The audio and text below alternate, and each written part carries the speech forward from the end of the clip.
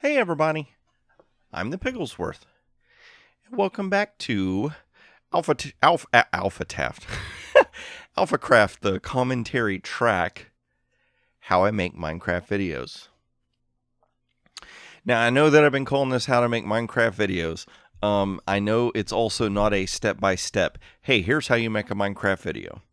It's more of a just me basically giving my insights and just things that I've learned along the way in hopes that maybe you can use those tools to your advantage to help you out.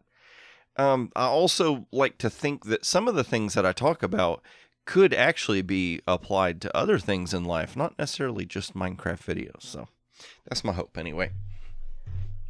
So for today's episode, I actually watched today's episode first, just to kind of refresh myself what happened in the episode and what went on.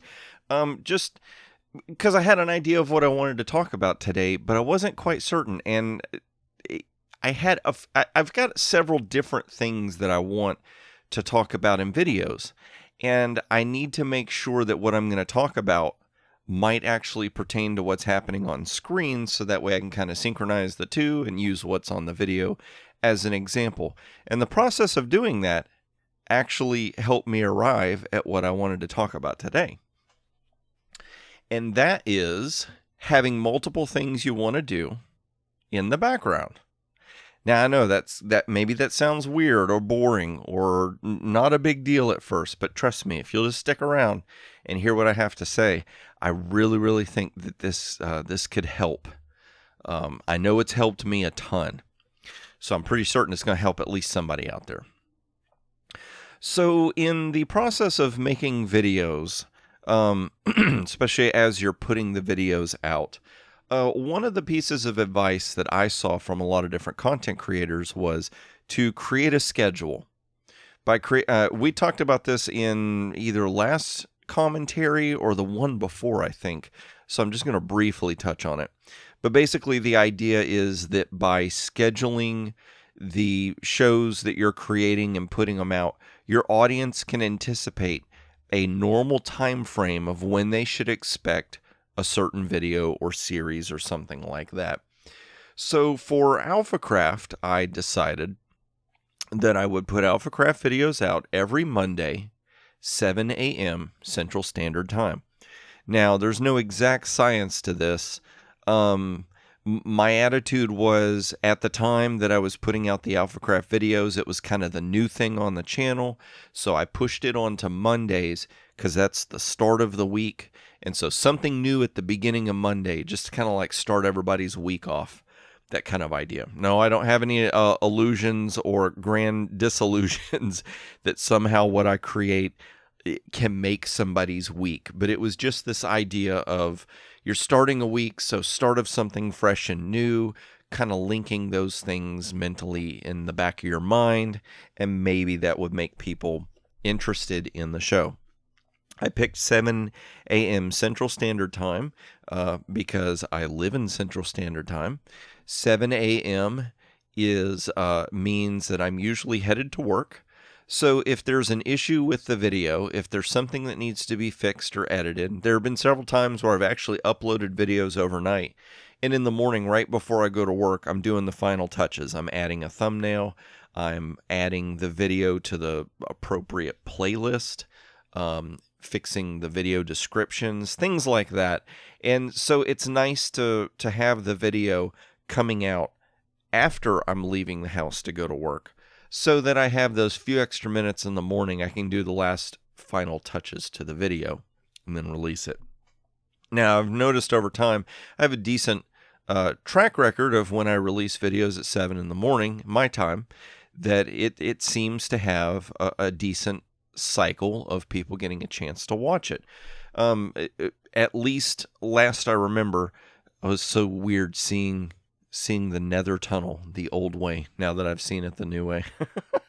And that's another crazy thing about this series, going back and seeing this without the gate right here, because I think we build the gate in this episode if I remember correct. Just seeing all the stuff slowly develop over time just always throws me. But anyway, YouTube usually sees the first 24 hours of a video release as its most important time. And if you gain traction in viewership within that 24-hour period, it has a tendency to want to recommend the video more to people within that time. And so you can get a snowball effect going where basically if somebody's watching it and they like it and click like on it or they comment on it, maybe a few more people will get it suggested and a few more of them will watch. And if you get enough people doing that, YouTube kind of keeps recommending it over and over again in that 24-hour period. So it seemed like releasing at 7 in the morning my time, most of the people that were watching worldwide, it was early enough for somebody overseas, like in Europe or England, something like that, that it was a normal time of the day. Maybe they could watch it on their lunch break or closer to dinner. Kids maybe were watching it at lunch in America, or maybe like on the bus on the way to school, something like that. And still within that 24-hour time frame, it was getting into the evening time in America, where I do know that there are quite a few different parents that as a family will sit down and watch my videos, which is just awesome. I know that skews the numbers because it's only one viewing as far as YouTube is concerned, when technically it could be, 3 kids and 2 parents. It could be 5 views. But at the end of the day, that stuff doesn't matter. The fact that there's a family that would honor me by sitting down and watching something that I made, that they would dedicate family time to watching something that I've done, to me, that's really, really cool. That was kind of one of the first tenets of creating the channel, was that I hoped to be able to create videos that families could watch together, that parents were never concerned that they, and I've actually had parents tell me this, that thank you so much for making the videos the way you do. I can let my child watch your channel and I don't have to monitor what they're watching. I trust everything you make and I know everything, there's nothing that's going to sneak in on one of your videos that I'm going to disapprove of. So that's really, really cool. But all that caveated and stuff to say that I'd put out those videos on a schedule once a week. Now that's pressure. That is serious pressure. Because what happens is, come Monday morning, I have to have a video rendered, uploaded, and ready to release by Monday morning without fail. Okay? Now, yes, that's a lot of pressure. And the rules have relaxed a little bit on Alphacraft. When I first joined, really the only rule that they said I had to agree with to join the server was you have to be willing to put out at least one video a week. I'm like, no problem. I'm used to holding that kind of schedule with other series that I do. Try to put out at least one a week. So, no big deal. I can do that. I've been doing that for years. I got this. But having done that for years, I've learned some tricks. So your audience getting used to you having a schedule, when a video doesn't come out, they kind of start wondering, did something happen? What's wrong? What's going on? And it can also skew your numbers. It can skew the way that people react on YouTube as far as your audience and watching it. And so to see growth on your channel, to see viewership, loyal, repetitive viewership, having a schedule is a great thing. But like I said, it can be very, very stressful. So a few of the things that I have figured out how to do this, first and foremost, and I'm going to just briefly touch on this because we have spoken about this in a previous commentary track as well. I think either the one before or the one before that. But basically the idea of stress, managed stress. Deadlines create discipline. That statement that just resonated so much with me because it's just so true. Having that deadline, knowing that once a week, maybe you're not feeling too good one night, you're just kind of not into it, maybe you're feeling just a little bit stressed about it, but in your mind you're like, nope, got a deadline. Let's be mature about this. Yeah. Now, yeah, at the end of the day, this is a hobby. This is a glorified hobby, okay? So if this is just too much for you, then don't do this to yourself, okay? But this is what I've done to myself. This is a discipline that I've created in myself, and I've found that it has worked to my advantage over time, and it's actually bled over into real life. This kind of discipline has taught me to be much more diligent in my everyday actual life. You know, taking out trash, washing dishes, cooking food, buying the groceries, all the adult stuff you got to do. Yeah, there's still stuff you're going to forget, and you're not always going to be perfect with everything, but just having that discipline is a good thing to learn anyway. And why not use it having fun in a hobby while you're doing it, right? A little reward to go with the pain. But anyway, so having this scheduled thing, that stress is going to come, and just fighting through that stress and making yourself work through it, letting that stress be an evaluation tool to see if maybe what you're doing is a little overambitious and you can take it back a notch. So one of the tricks that I used in the Alphacraft series was I had gotten in the habit over the years of deciding every single episode I need to accomplish a task, whether it's a build or a project or something like that. And so I kind of decided what would be better would be to go ahead and just have projects in mind that I want to accomplish in this base. If I don't fully accomplish them in an episode, I'm going to give myself the space to say, okay, whenever you're running out of time for filming and it's time to start rendering, whatever you filmed at that point, think about it in a storyline form or some kind of thing, edit it together, film yourself a little wrap-up clip if you need to. Like maybe I say, well, we tried working on this, we didn't fully get it completed in this episode, we're going to come back next episode and work on it some more, things like that. So I kind of gave myself a little leeway where I want to try and accomplish certain tasks, but if I haven't fully accomplished them, it's okay. It's going to be okay. Just wrap up that episode, call it what it is, and move on to the next. Now, one of the biggest tools that has helped me is this whole idea of an outline. So you have an overarching theme of what you want to accomplish in the series you're working on as like a big picture idea. What is it you're trying to say artistically in the series? And so for me, it was this base idea that I'm working on. That was my overarching theme. So you break it down into smaller pieces and smaller projects. How do you eat an elephant? One bite at a time. How do you take, I can't remember what the saying is. I think it's the journey of 1,000 miles begins with a single step. So you have to, even if it's in little pieces of movement over time add up to large moves. So, sometimes you got to do it in little pieces. So what I always try to do is have several projects running in the background. Now, you don't see them as the viewer because I don't film them or address them until it's time to put it into the episode.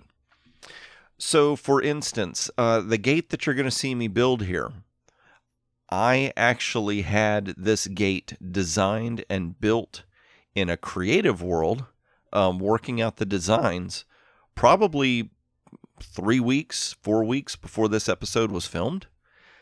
I already had that piece of the puzzle ready to go, so when it was time to actually film it, all I had to do was worry about getting the replay mod footage and editing it and things like that.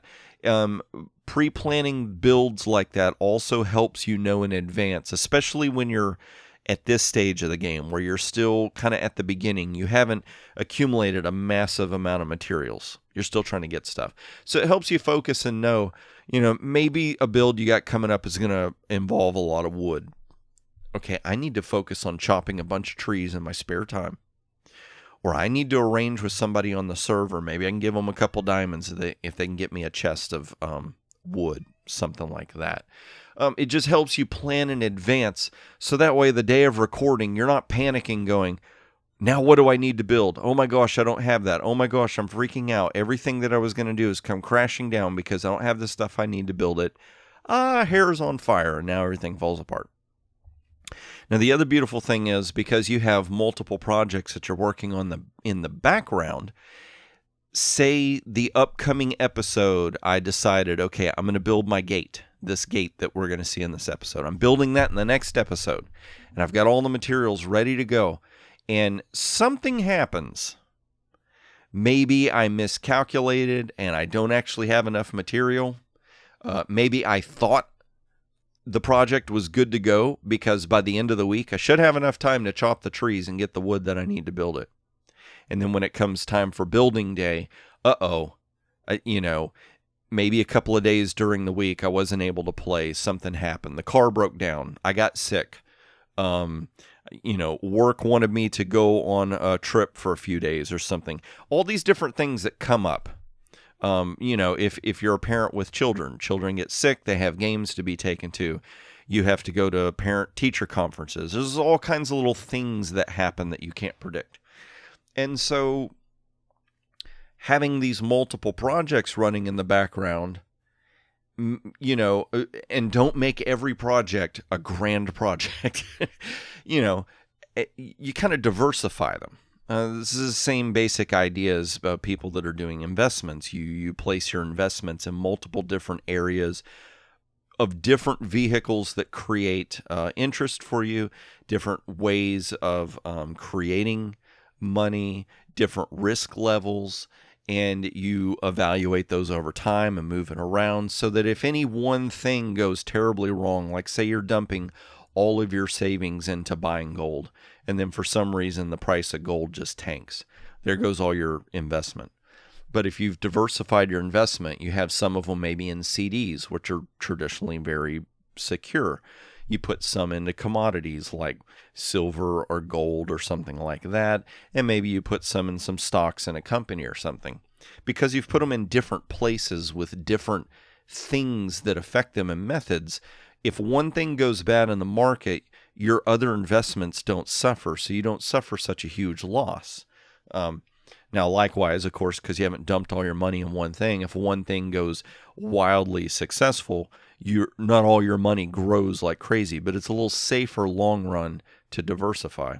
You also want to do that with your projects. You want to diversify it. You want to have a few projects in the works that are just some very simple things to do.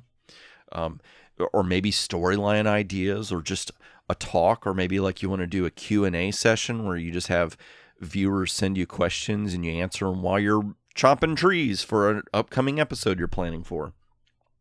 Maybe you have a collaboration idea with somebody where maybe you want to build something or go on an adventure, like you're going to go find a jungle or a woodland mansion and raid it. Just whatever it is. Have multiple different ideas of things that you want to accomplish as different episode ideas. Write them down. Trust me, write them down. Even if you just open up a notepad file in your computer and save it, or it's a notepad file or notepad that you write on, something like that. Whatever it is, write down your ideas. Whenever you get ideas, just write them down. Don't worry about if they're dumb or silly or impossible. Write them down. Because what's going to happen is one day you're going to get bored, not know what to do. And you can go look at that list. Something on that list is going to spark your attention. Or some things on that list you're going to forget about. It's good to remind yourself. Also, seeing that list, maybe you can put things in a certain order, and that would help you prioritize what you want to do in certain orders. But like I said, it also helps you diversify. It also helps you have this treasure trove of things you can choose from. So if things are not going the way you plan, like let's say that we plan for next episode, we're going to do a collaboration with a server mate. We're ready to go on recording day, and all of a sudden the server mate calls up and says, I've got the stomach flu and I am so sick. There's no way I'm going to be able to record. I'm so sorry. Well, now what do? It's easy. You diversified, silly. So you go check your list. What are some other things that are in the works that you could go ahead and call on instead? Now, you can also go to the length of, say you've got one area of your base you're working on, and you can figure out a way to record an episode without filming yourself being there. You can film multiple episodes at the same time. I've done this as well. I've got, like, say, I had the episode where I'm building the house in town. Okay, that's in a completely different part of this this Minecraft world. And so, let's say that I was working on this episode and doing my replay mod footage of me building this gate. Okay, I made sure to film all the talking walking around here without the gate first, because you can't unbuild the gate once you built it. You can, but it's just a waste of your time. So you make sure, continuity's sake, you record certain pieces. But let's say that I'm working on this gate, and this gate maybe takes me a week to build. Just I don't have enough time to do it, or just whatever. Even editing replay footage can take a while, so it could be that's throwing a monkey wrench in the works or something like that. So, I've also been filming clips of myself building the house in town. Well, next episode, I decide, you know what? I need a little bit more time to finish the episode with the gate, but I do have footage I've been working on building the house in town. Let's go ahead and finish up that episode. Let's film a few more clips of that. Let's film an outro clip and wrap up that episode, and we can go and start working on the thumbnails and getting that video. And so that video is ready to go, and then that can buy me another week on this. So really what you're trying to do as creating content is, don't think so linear. Linear meaning a straight line that looks like a timeline, meaning, like say you drew out a day linear. 5 a.m. comes before 6 a.m., comes before 7 a.m., and it's all in a straight line. And you can't do something at noon when it's 7 a.m. because you got 5 more hours until you get to noon. But you can't think that way when you're creating content. You have to think scattershot, all over the place, okay? And this is why it's important to write things down so that you don't mix up stuff, you don't forget stuff, you don't make a big mess. But what is awesome is it's kind of like juggling. You've got all these different things you're juggling. They're all up in the air at once. And at any given time, while you're juggling all these things, whichever one of the things you're juggling you suddenly want to do something with, well, it's in motion. All you got to do is next time it comes around, just whoop, take it out of the juggle group that you're juggling and do something with it. So it's kind of the same thing here. You've got a bunch of different ideas going, a bunch of irons in the fire, you're a bunch of different pieces that are all in motion, and whichever ones are closer to completion, or maybe you're fitting a part of a storyline or whatever, that's the one that you're implementing at that time.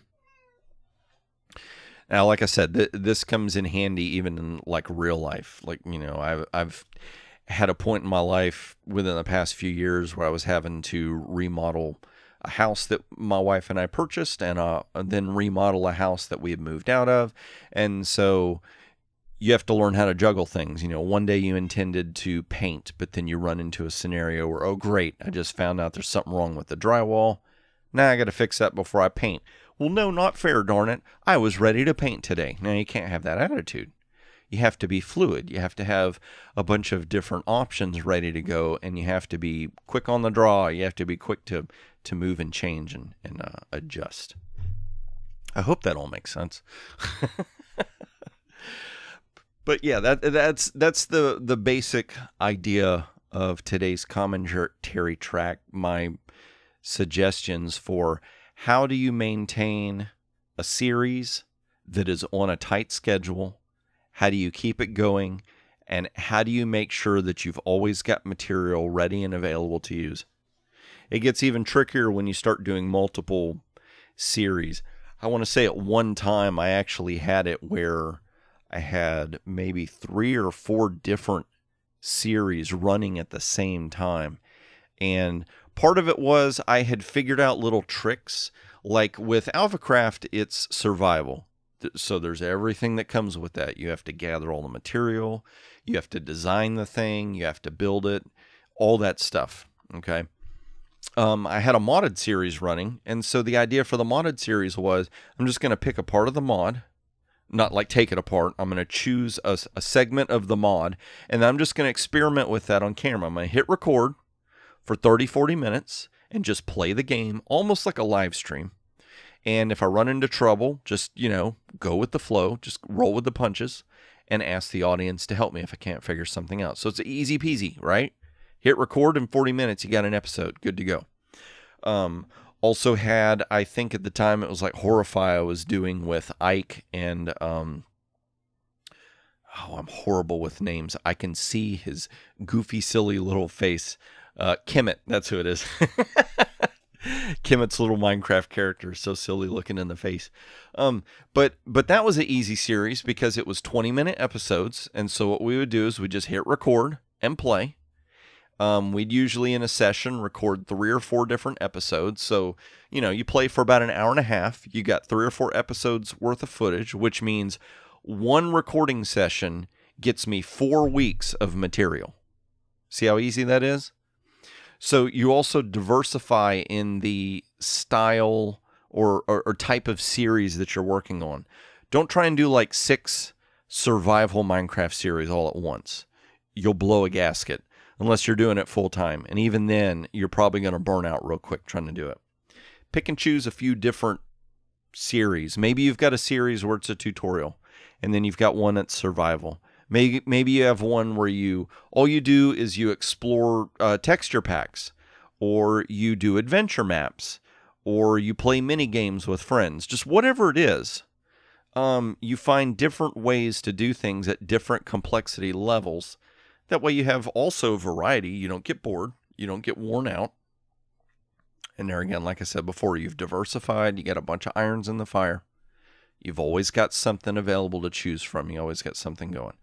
And I tell you what, this base, look at all the creepers just floating around there. My gosh, it's amazing that I didn't destroy the base as much as I could have with all the creepers. But yep, that was the end of that. Thank you all so much for watching. I hope this helps. I appreciate all of you watching, and I hope to see you again in the next episode.